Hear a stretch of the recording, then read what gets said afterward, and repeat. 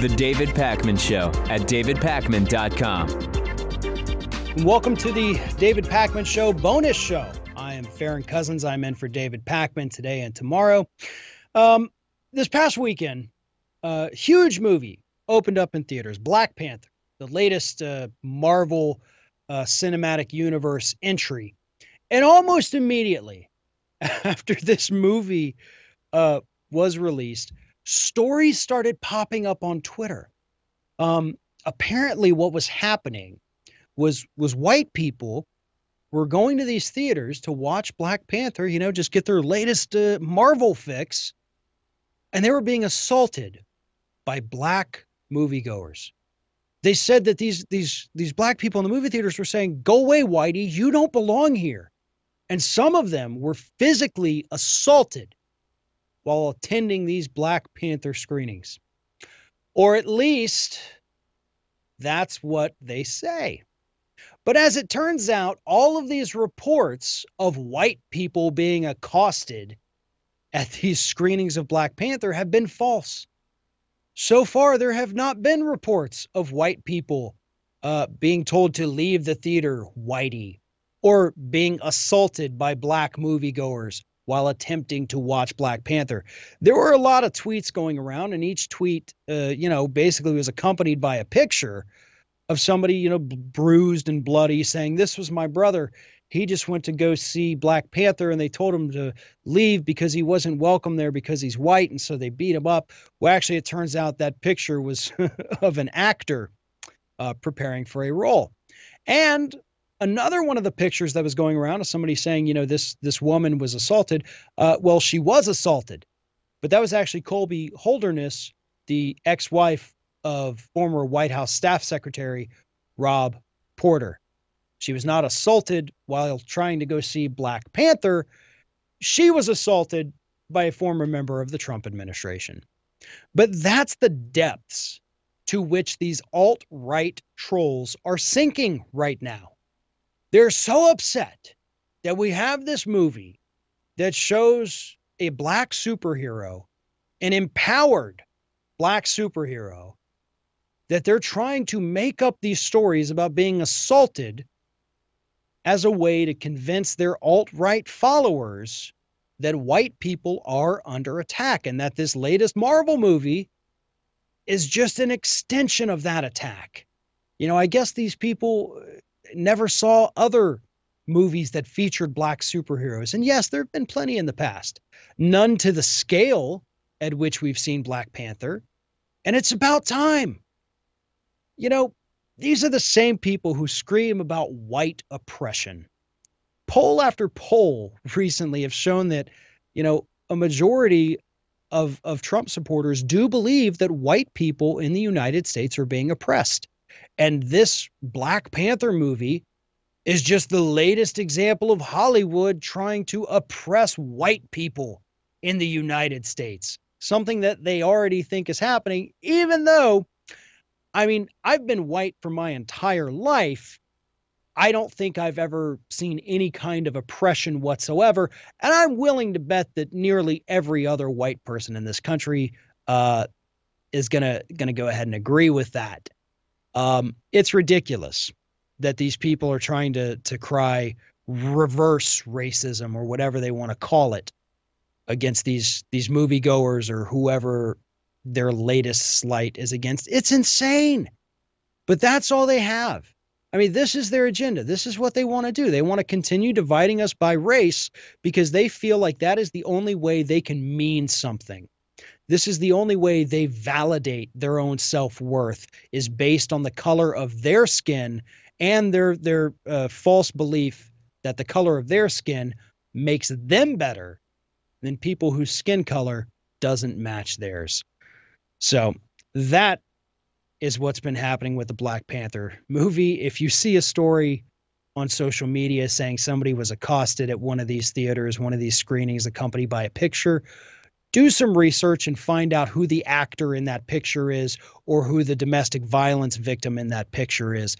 Because I'm willing to bet it's not going to be somebody that actually got assaulted while going to watch this movie, but that's not going to stop the right-wing alt-righters from telling you that that is what happened. Another interesting story that kind of came out recently, something that's virtually gotten zero national attention at all, which is somewhat shocking, is that in recent years, $15 billion has been stolen by employers from low-wage workers here in the United States.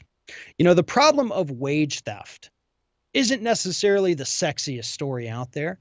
It's not something that's going to grab people's attention and make them tune in and say, oh man, I can't wait to see what this is about. But it's a very real problem. You know, we have in this country one of the worst poverty levels and income gaps and disparity between the haves and the have-nots of any other industrialized country in the world. And so now we're finding out the extent to which corporations aren't just happy with keeping us down.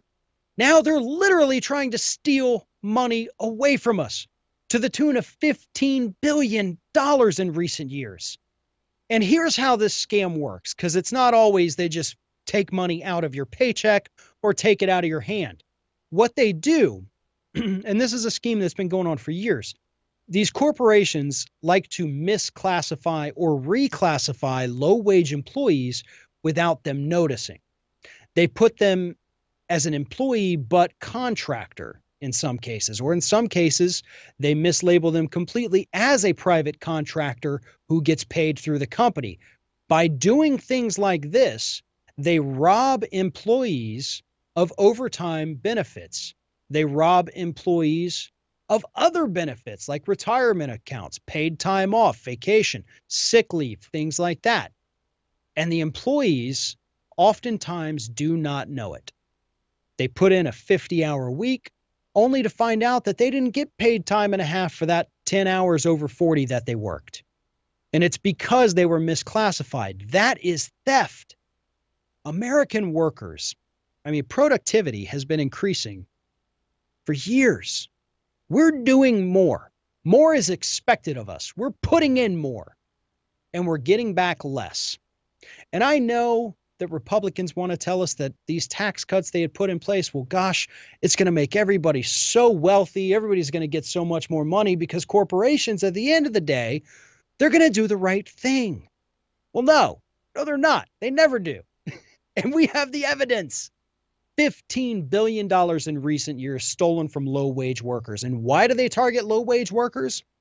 Because these are the people who typically lack the means and the time to be able to fight back. Think about it. Who is more likely to draw out a legal battle against a company for stealing wages? Is it the middle management guy making $80,000, $90,000 a year?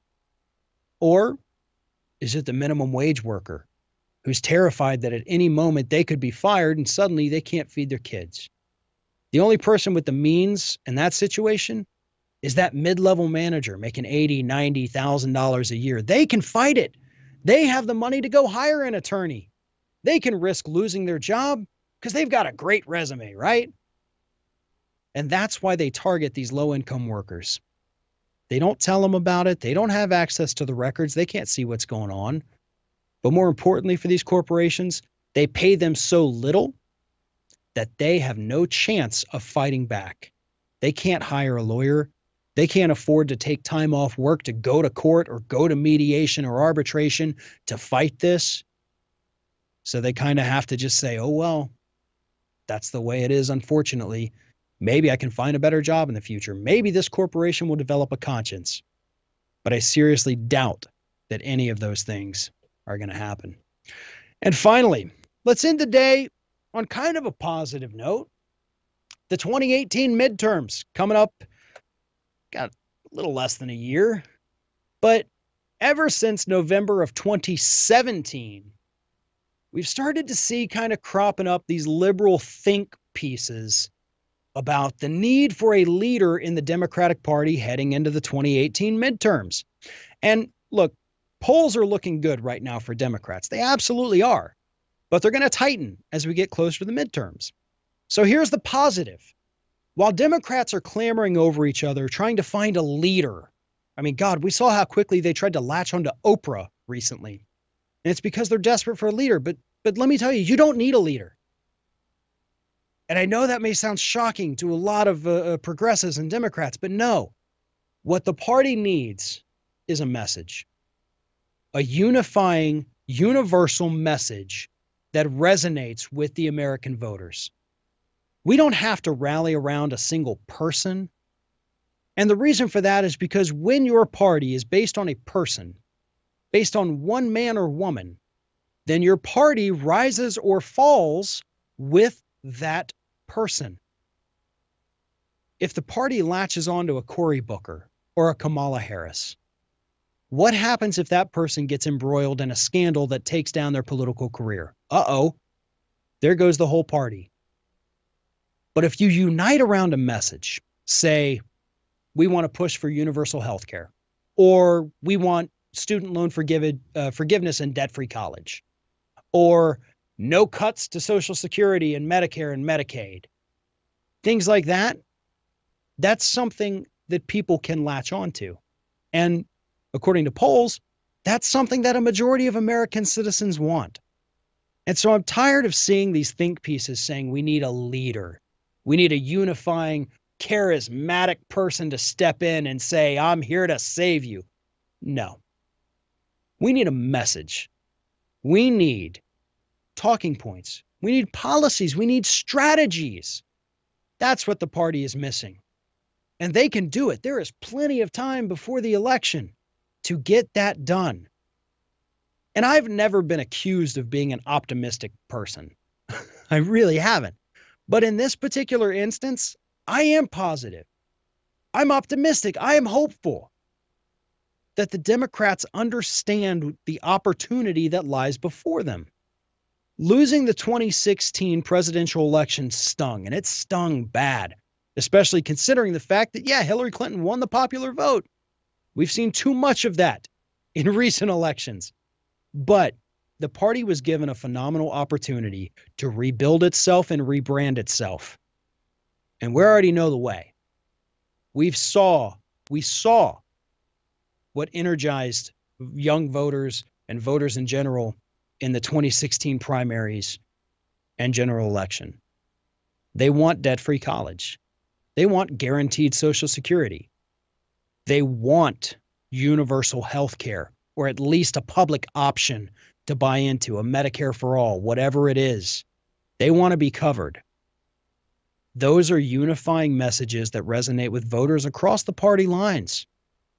And if the Democrats want any chance, any hope for regaining both the House and the Senate, and then hopefully taking down Donald Trump, you got to rally around a message and forget trying to latch your party on to some fly-by-night charismatic political leader who could be taken down by a scandal at any point. And I'm not saying any of the people I've talked about have anything, scandalous going on, but you never know. A lot of people thought the same thing about John Edwards in 2008, and then, oops, that didn't work out so well. But that's why you unite around a message. And I believe the Democrats can do it. They've done it before. Hasn't been any time recently. But they can certainly do that again. And that is the only way to defeat the Republicans. The bashing of Trump, while fun, it's great for those of us in the media. It helps to educate people. It's still not a campaign message. A campaign message is built on policy. It's built on proposals. It's built on sound, reasonable ideas that the American public wants to see. And if the Democratic Party understands that, then 2018 midterms should be a piece of cake. I'm Farron Cousins in for David Pakman. I'll see you tomorrow. David will be back on Thursday. Thanks for watching. The David Pakman Show at davidpakman.com.